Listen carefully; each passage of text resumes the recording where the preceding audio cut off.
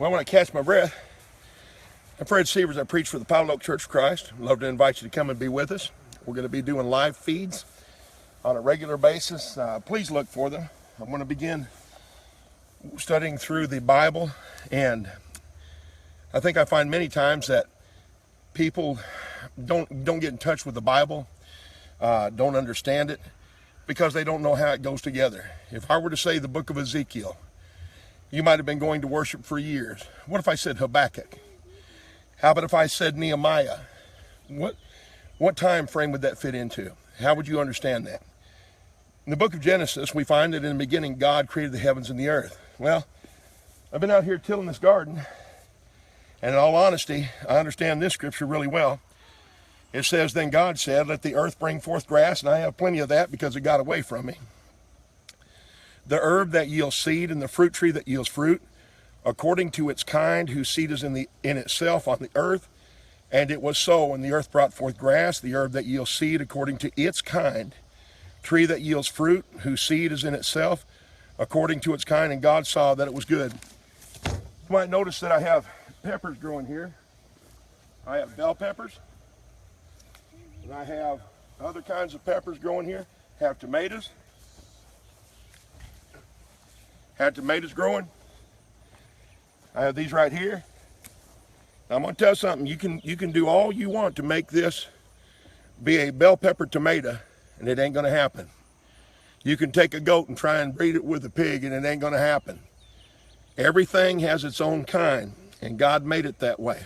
That's why we understand that evolution is not true. They've never found a transitional phase in the makeup of man. But what I want to do now is to simply say this. God made everything the way he made it for a reason, and he gave us the scriptures the way that he did for a reason. The book of Genesis, as we begin our study through this, you might notice that I'm holding here the whole book of Genesis in my hand. Now, if you're following me in your Bibles, you take this book of Genesis and you hold this up like this. This is 2,500 years worth of history.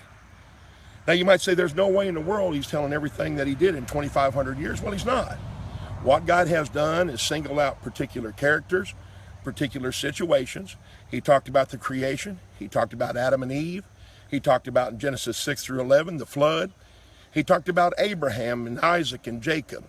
And he taught us about a seed line that brings us to Christ. The book of Genesis is just getting us started with all of the beginnings. And what God has done in the book of Genesis is promised to Abraham a land. We'll see in a little bit on our next study that land promise has already been fulfilled, that they did already enter the land of Canaan, not something they're looking forward to coming to happen in the future. And we'll go through these books and begin to understand a little bit more about them. If I were to take you through the books of Exodus, Leviticus, Numbers, and Deuteronomy, you would find that this covers a period of approximately 120 years. That's the life of Moses and about the time of his life. So when you go through Genesis, you're talking 2,500 years of history.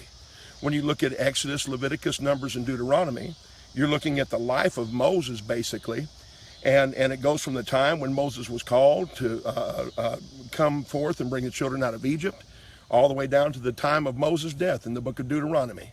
Again, approximately 120 years covered in this. As we then enter into the rest of the Bible, we're going to see how this all fits together. The Bible, as you have it, is not given in chronological order. What I mean by that simply is this, that just because of one book comes after another doesn't mean it lines up that way in the time frame. And it can be confusing when you go from the book of Job, which was written during the patriarchal period, which is the first period we'll notice the next time. It was written during the patriarchal period, and then you go into the book of Psalms, which is under the Mosaic period. Big division in the time frame they were written, but they're back to back. And then you come down and they seem to be confusing and mixed up, but they're not. Not if you'll understand the Bible. I hope you'll follow with me as we go through the Bible together. Remember, if you didn't learn anything else today, the book of Genesis covers approximately 2,500 years from the time of creation down to the time of Moses. We're going to see that the books of Moses cover all the way to the cross, the Mount Sinai to the cross, approximately 1,500 years from the time of Moses to the time of Jesus. We'll discuss that period the next time. Hope you come and be with us at the Church of Christ. Our periods of Bible study, we meet Sunday at 10 o'clock for Bible study and Bible reading. And we have classes for all ages. Come, bring the kids, bring yourself, bring your grandmother, bring your great-grandmother, it doesn't matter. Come and be with us for the Bible study. At 11 o'clock is preaching. And look forward to having an opportunity to speak to you then. And then on Wednesday nights, we meet at 6 o'clock. Hope you come and be with us. I better get back on this garden. Thank you for watching. We talked last time about how the book of Genesis covered 2,500 years, how it's approximately 1,500 years from the giving of the law of Moses to the cross of Christ. And then, of course, we have about 2,000 years on this side of the cross. There are 3 laws that we talk about. Basically, first one is hey, Mike, see if you can find me a better marker than this. Micah, hey, see if you can find me a better marker than this. You got the mic? It's the patriarchal law. As you can see, we're pretty informal here. This is the Mosaic, and this is the Christian.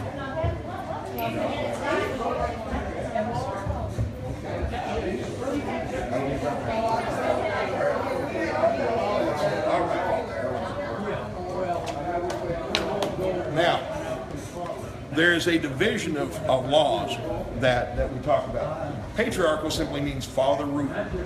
It's a law that was from the time of Adam all the way down to the time. I'm not much of an artist. I'm outside. Exodus, book of Exodus. This here covers the book of Genesis. We start then at the end of the book of Genesis. The people are in slavery in Egypt. You hear about Israel. Actually, his name was Jacob. You have in the book of Genesis, Abraham, Isaac, and Jacob. They were made a promise. They were promised the land of Israel would be theirs. That's what this is all about here, when Moses leads them out. The last chapter or 2 of the book of Genesis, the people of Jacob, his descendants, we call them Israel. That's what his name was changed to when he wrestled with an angel. They are in Egyptian captivity, and Moses is going to lead them out. Now I want to read you something from Deuteronomy chapter 5, verses 1 through 3. I want you to understand that this was a law at one time of God. This was the only law he had. He worked directly with the fathers, like when he told Adam, don't eat of the tree. Like when he talked to Job, when he talked to Abraham, when he talked to Noah, told Noah to build an ark. He worked with the fathers of the families. So it was called patriarchal law. Well, that law changed and he gave them an actual law, a written law. In Deuteronomy 5, it says, and Moses called all Israel and said to them, hear, O Israel, the statutes and judgments which I speak in your hearing today, that you may learn them and be careful to observe them. The Lord our God had made a covenant with us in Horeb. The word Horeb is Sinai. It's Mount Sinai, basically, the same thing. The Lord did not make this covenant with our fathers, but with us who are here today, all of us who are alive. So he made a covenant or a binding agreement at Mount Sinai with the people we know as Israel. This covenant we're going to find will last until after the cross of Christ, till about 10 days after, when Christ establishes his law as king over what is now spiritual Israel. The book of Hebrews, we'll go very quickly, and this will be yours. The book of Hebrews, in chapter 8, if you're turning with me, Hebrews chapter 8, we find there concerning this law. You might remember he said, make a law that is not like the one I made with your fathers. He told Moses that. Now he's going to tell people in the time of Christ that he's made a law that is not like the one they had with Israel. In chapter 8 of the book of Hebrews, we find here, if I can get to it. Okay, there it is. Now this is the main point of the things we are saying. We have such a high priest who is seated at the right hand of the throne of the majesty in the heavens, minister of the sanctuary and of the true tabernacle which the Lord erected, not man. He comes on down, he says, verse 8, he says, for finding fault with them, that is Israel, he says, behold, the days are coming, says the Lord, when I will make a new covenant, new agreement, with the house of Israel and with the house of Judah, not according to the covenant that I made with their fathers, not according to the 10 commandments, not according to the law of Moses. You have the patriarchy, father rule. Says in Deuteronomy chapter 5, verses 1 through 3, that he would make a new law with Israel that was different from the law he made during the time of the patriarchy. He comes in Hebrews chapter 8 then, In Hebrews chapter 8, he says he will make a new law now that is different from the law that he had with the fathers when he brought them by the hand out of Egypt. So we find then there are 3 periods of law. We're going to look at that next time. Going to break down a little bit the book of Genesis, going to Exodus. We need to understand though, it'll get easier as we go. They ended the book of Genesis. The children of Israel are in captivity in Egypt. Moses is called in the book of Exodus. The law changes at Mount Sinai, lasts for about 1,500 years, and then we come to the time of Christ. Now, in the time of Christ, we're given a new law, not like the law that he gave the folks under the law of Moses. Hope that helps you. It'll get a little easier as we go. We're in a section right now that's hard to come out of because we're coming out of 2 laws into 1. So if you have any questions or comments, just call us or at 376-2916, it's area code 270, or write us on Facebook, PM us, or just put it on our page. It doesn't matter. We'd love to hear from you. We meet here at Pilot Oak at 10 o'clock in the morning for Bible study, 11 o'clock for preaching, Wednesday nights for Bible study again. Come and be with us. Morning, this is Fred Seavers. I preach for the Church of Christ at Pilot Oak. Good to have everybody with us. We got some of my granddaughters here today. Kenzie May wanted to fix breakfast this morning. She wanted some fried eggs. And so we're fixing breakfast and enjoying some time with the kids. I want to continue what I did yesterday. I found out one thing. Never, ever do a live feed from a meeting house full of people talking. It doesn't work. So we're doing this from the house today. I want to review with you quickly, and I don't want these to be more than about 3 or 4 minutes. I want to review with you quickly what we learned yesterday. There are 3 basic periods of law. If you get these messed up, it's going to cause you some confusion when you get to the New Testament. You hear everybody say, oh, we need the 10 Commandments. We need the 10 Commandments. The 10 Commandments are no longer in force. We're going to notice that later from the Scriptures. I want you to notice we're going to use Bible here.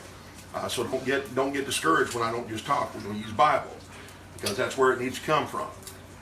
Patriarchal period.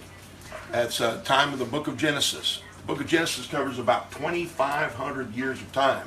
It goes all the way from Adam to Moses. Notice this yesterday.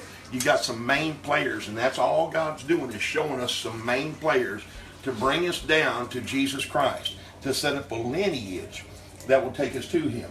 You have Adam. You had Noah. You had, even believe it or not, Job, and we're going to notice that. You had Abraham, Isaac, Jacob. Now there were promises made to Abraham. You're going to find Abraham mentioned all throughout the New Testament, all the way in the time of Jesus, in the time of Paul, in the time of Peter. And he's a very important person because he is the one that set up the lineage for Jesus Christ. In Genesis chapter 15, there was a promise made to Abraham and his descendants, to Isaac, to Jacob, and it would come on and be fulfilled in Joshua. In Genesis chapter 15 and verses 12 through 21, we find, now when the sun was going down, a deep sleep fell upon Abram. And behold, horror and great darkness fell upon him. Then he said to Abram, know certainly that your descendants will be strangers in a land that is not theirs. That's Egypt. That's when, at the end of the book of Genesis, the children of Israel are the descendants of Jacob. His name was changed to Israel when he wrestled with an angel.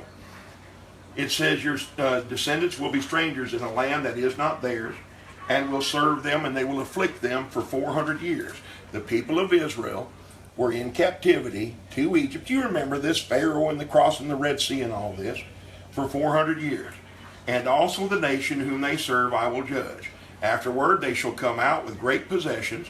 Now as for you, you shall go to your fathers in peace. You shall be buried in your old age. But in the 4th generation they shall return here, for the iniquity of the Amorites is not yet complete. And it came to pass when the sun went down and it was dark, that behold, there appeared a smoking oven and a burning torch. He's having a vision that passed between those pieces. On the same day, the Lord made a covenant. Now, a covenant is a binding agreement, is all it is. If you agree with somebody to rake your yard for $10, that's a covenant between you and that individual. Here's the covenant, the agreement. He's told Abraham, he said, to your descendants, that would be Isaac and Jacob and the Israelites, to your descendants I have given this land from the river of Egypt to the great river, the river Euphrates.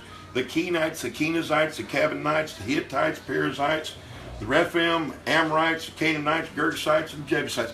Had an old man tell me one time, old preacher, he said, if you can't pronounce all of those names, just say buttermilk and move on. And sometimes that's what we have to do. That's a land promise that he made to Abraham. Now that was during this patriarchal period. Again, patriarchal means father rule. That's when God talked directly to the heads of the family. He talked to Adam. He talked to Noah. He talked to Abraham. He talked to Isaac. He talked to Jacob. Things changed, though, at Mount Sinai. At the end of the book of Genesis, they are 400 years in Egyptian captivity, building the pyramids and things like this. God calls Moses. You remember, Moses was raised by the Egyptians. He was sent down the river in a basket. He was raised by the Egyptians, and at 40 years old, he beats up an Egyptian for messing with an Israelite. Well, he gets scared and leaves. Another 40 years, he's in the land of Midian. At the end of that 40 years, God, remember the burning bush? He calls Moses to his destiny, that is to free the children of Israel. So in Exodus chapter 3 begins the time of Moses. The time of Moses to the time of Christ is 1,500 years. That's how long the law of Moses lasted, some 1,500 years. At Mount Sinai, he changes the law. He no longer deals with them directly as he does with the fathers. He now has a written law. Look with me, if you will, at the book of Deuteronomy 5, verses 1 through 3. We noticed that yesterday. Deuteronomy 5, verses 1 through 3. And let me get there quickly. Borrowing my son-in-law's Bible, and I like that because it's a lot bigger print than mine is. And Moses called all Israel, said to them, Hear, O Israel, the statutes and judgments which I will speak in your hearing today, that you may learn them and be careful to observe them. The Lord our God made a covenant, binding agreement with us Israelites, in Horeb, that's Mount Sinai, another name for it. The Lord did not make this covenant, look here on the board. The Lord did not make this covenant with our fathers, he said. He didn't make it with our fathers, but with us, with all of us who are alive here this day. So there's a different agreement now that they are under. They are now under the law of Moses, not under the patriarchal law. We'll notice next time the law of Christ and how it changed from the law of Moses to that. But very quickly, I talked about this land promise. Folks today saying, "Oh, Israel's got to return to their land. They got to go back to their land. They got to go back and receive this promise of Abraham." I want to show you that this has already been fulfilled. There is no return of the Israelites. This promise was fulfilled in Joshua chapter 21. I got it written down here for you. Mackenzie, kind of go like this and show them, like there, right here. Oh, forget it. Joshua 21. Vanna White, she's not. Joshua 21, verses 43 through 45. It says here, now listen to this. This is God talking. I'm almost done, folks.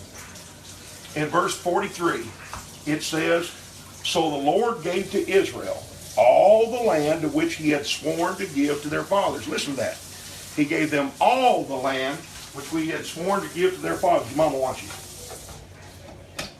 Give them all the land he had sworn to give to their fathers. And they took possession of it and dwelt in it. What part of that don't people understand today? He gave them all the land he promised to Abraham. They took possession of it and they lived in it. The Lord gave them rest all around according to all that he had sworn to the fathers. That's to Abraham, to Isaac, to Jacob.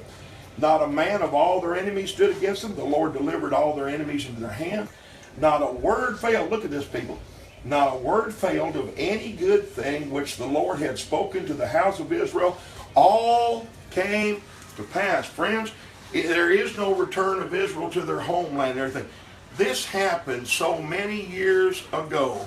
And that's what we need to understand. Some 3,500 years ago, these people took possession of the land that was promised. Last of all, I want you to notice, and I'm trying to write this down in case you're making notes. Joshua 23, verses 14 and 15, and then I'll be done. It says here in Joshua 23, verses 14 and 15, Behold this day, Joshua says. Now Joshua came after Moses. Moses didn't get to go into the promised land. Joshua is the one who led them into the promised land. You remember Jericho and conquering the land? That was Joshua. Moses didn't get to go in because of a sin he committed. He says, Behold this day, Joshua does, I am going the way of all the earth. Joshua said, I'm getting ready to die. End of the book of Deuteronomy, Moses died. And you know in all your hearts and in all your souls that not one thing has failed of all the good things which the Lord your God spoke concerning you. All have come to pass for you. Not one word of them has failed. Friends, I want you to understand there are three laws. Patriarchal law lasted some 2,500 years during the book of Genesis. Law of Moses began at Sinai, lasted some 1,500 years till the cross. We'll talk next time about Christ. The land promised to Abraham, Isaac, and Jacob was fulfilled under Joshua when he took them in and conquered the land of Canaan. Come see us at the Pilot Oak Church of Christ. Bible class starts at 10 o'clock on Sunday morning. Preaching starts at 11. Wednesday night we have Bible class. We would love to see you there. Come. Hello folks, Fred Seavers again. Come to you for the Pilot Oak Church of Christ. Doing a little chainsaw sharpening here. We cut a lot of wood, burn a lot of wood. Want to take the time tonight to bring you up to speed on where we are. You know, I'm going to tell you something about the Bible. People can read the Bible and read the Bible, maybe even read it every night. And if you don't know how the Bible fits together, it will never mean anything to you but a book full of stories. Folks, what we're working on and what we've been working on, what we're going to keep working on, is for us to notice how all of this fits together. I got a map drawn out. You can see this high quality map here. My son-in-law helped me draw that. I want to bring us up to where we are. The book of Genesis very quickly covers a period of 2,500 years. The main players in it were Adam, of course the creation, Noah, the flood, Tower of Babel, when the languages were given to all the people. Abraham, Isaac, Jacob. At the end of the book of Genesis covers 2,500 years. The people of Israel, that is the descendants of a man named Jacob, whose name was changed to Israel. The descendants of Israel were in captivity for 400 years in Egypt. The books of Exodus, Leviticus, Numbers, and Deuteronomy tell of the life of Moses. They cover about 120 years. It talks about how he brought them out of Egyptian captivity and almost into the promised land. He didn't quite make it in the promised land. Joshua, the book of Joshua covers the conquest of the land of Canaan, covers about 30 some odd years of the life of Joshua. After Joshua died, the children of Israel went into idolatry, married the people of the lands, and started committing all kinds of sin. God would send in a conquering nation, and they would cry to God for help, and he would send a deliverer. We know them as the Judges. The book of Judges covers 450 years of this roller coaster life of the children of Israel. Also in that time period, we had the book of Ruth, a wonderful love story in one of the worst times of Israel's history. Then we come to the book of 1 Samuel. Now when we come to 1 Samuel, we might notice last week, I'm going to point to my little board here. In 1 Samuel, in chapter 8, Samuel was the last of the judges. 1 Samuel chapter 8, the people said, we don't want God as our king anymore. We want a king so we can be like the people around us, like the nations around us, that can go in and come out of battle. God said, fine, I'll give you a king.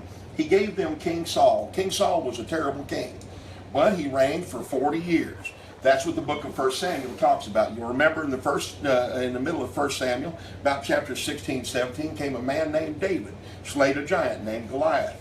And that started a time when Saul chased David all over because he was jealous of him. And the women liked David. David was good looking and he was a good warrior, and they just loved him to death, and Saul was jealous. In 2 Samuel, 1 Samuel talks about the first king, Saul. 2 Samuel talks about the second king, David. David was now the rightful ruler of Israel and the one through whom Jesus Christ would come, same lineage. So 2 Samuel talks about David. The book of 1 Chronicles talks about David. And so 2 Samuel and 1 Chronicles talk about King David. After David died, he had Solomon. You'll remember King Solomon. That starts in 1 Kings. Now King Solomon died in approximately chapter 11. And in chapter 12, we find that a new king came in, and we're going to talk about that. Same thing we find in 2 Chronicles. These books record similar events to a certain point of time. In 2 Chronicles chapter 10, a new king comes in. We were supposed to be king. The rightful king is down here, if you look with me. The rightful king was Rehoboam. That was the descendant of David and Solomon. That was Solomon's son, Rehoboam. He was supposed to be the rightful ruler. You might remember it like that. Rehoboam, the rightful ruler. He's the one that was supposed to rule. But Rehoboam was a young man and took the advice of the young men. The older men said, hey, ease up on everybody. It's been kind of hard on us. We've had high taxes. We've had a lot of problems and stuff like that. Rehoboam says, I'll tell you what I'm going to do. I'm going to make it tough on everybody. That's what the young fellas told him to do. Well, he listened to the wrong advice.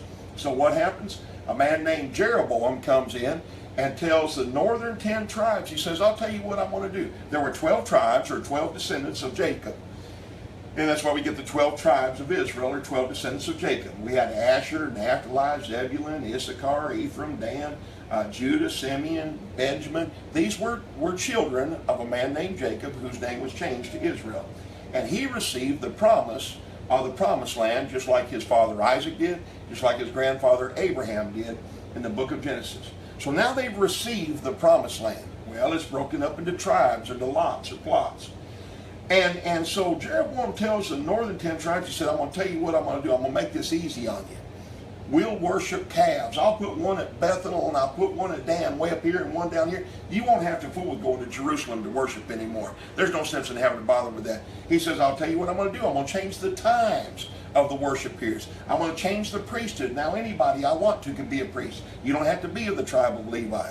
And the northern 10 tribes of Israel broke off and went into their own kingdom, leaving the 2 southern tribes. Simeon kind of assimilated into Judah. Judah and Benjamin, it all ended up being called Judah. This basically ended up being called Israel. And so you had the countries of Judah and Israel, or the kingdoms of Judah and Israel. Israel began to be reigned by Jeroboam. Rehoboam was the reign or ruler or king of Judah. What happened now in the books as we continue? In the book of 2 Kings, these kings go all the way through the books now of 1st and 2nd Kings, 1st and 2nd Chronicles. 1st and 2nd Kings talks about the kings of Judah and of Israel. 2nd Chronicles basically talks about just the kings of Judah. And in 2 Kings chapter 17, we find where these northern 10 tribes have committed so much idolatry that God sent in the kingdom of Assyria. We would know that area today as Iraq and Iran, believe it or not, that area. He sent the Assyrians in 721 BC to conquer these folks here, the northern 10 tribes, and take them into captivity. Next time we're going to notice a little bit about the southern 2 tribes who remained. They remained with God for a while, but even they went into idolatry, and in 587 BC, he sent Babylon in to conquer them. We're going to talk about that next time, and how this goes together with the prophets. I want to read you something very quickly from the book of Isaiah, so you'll understand a little bit what I'm saying. It says, that's the book of Isaiah, he's one of the prophets. How do the prophets and the kings go together? The vision of Isaiah, the son of Amos, which he saw concerning Judah and Jerusalem in the days of Uzziah, these are the kings, Uzziah, Jotham, Ahaz, and Hezekiah, kings of Judah.